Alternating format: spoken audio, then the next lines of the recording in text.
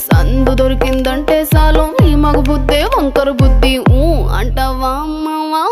అంటావా అమ్మవా